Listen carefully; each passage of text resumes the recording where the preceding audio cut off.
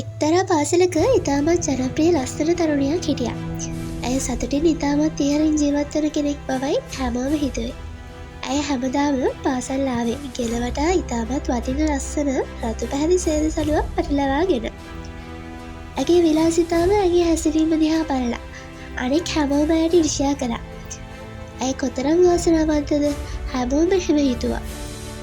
මේ පාසලේම හිටි තවත් එක ගැහැණු ළමයෙක් හිටියා. ඇය නිතරම තමන්ගේ පෙනුම ගැන තමන්ගේ දුප්පත්කම ගැන පසුතැවුණා.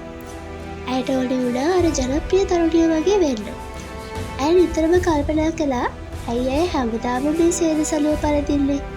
ඒක ඇගේ ලස්සන තවත් වැඩි කරනවා. මටත් ඒ වගේ එකක් තිබුණා. ඉතින් දිනක් ඇය තීරණය කරනවා රහසින්ම ගිහිල්ලා ඒ සලුව ස්පර්ශ කරලා බලන්න. විවේක වෙලාවේදී ජනප්‍රිය තරුණිය තනියම වාඩි වෙලා ඉන්න මොහොතක මේ ළමයා ඒ අසලින් වේගයෙන් දුවගෙන යනවා. ඒ සිතාමතාම තමන්ගේ අතර සේද සලුව පරිලවලා ඒ ඇද දමන්නට සමත් වෙනවා.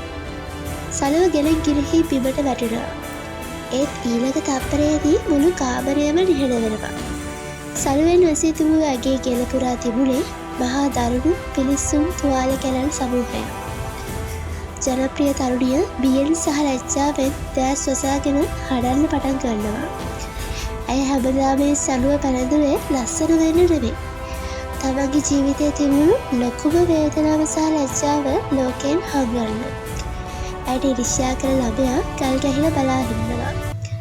ඇය තේරුම් ගන්නවා තමන් ප්‍රතෙක් කාලයක් ඉරිෂ්‍යා කළ පරිපූර්ණ ජීවිතය ඇතුලේ කොයිතරම් මහ වේදනාවක් හැකිලා තිබුණද කියලා. ඉතින් අපේ ජීවිතත් මේ වගේ. බාහිර සමාජයේ මිනිස්සු පෙන්නන සේද සලු දිහා බලලා ඔබේ ජීවිතය අඩුතාක්ෂේරුවකට ලක් කරන්න එපා. පිටතින් hina වෙන හැමෝම ඇතුළතෙන් සතුටින් නැහැ. හැමෝටම තමන්ගේ කියන ලොකු වේදනාවක් තියෙනවා. අනුන්ගේ ජීවිත එක්ක ඔබ ඔබේ ජීවිතය සංසන්දනය කරන්න එපා. ඔබ ඔබට ආදරය කරන්න.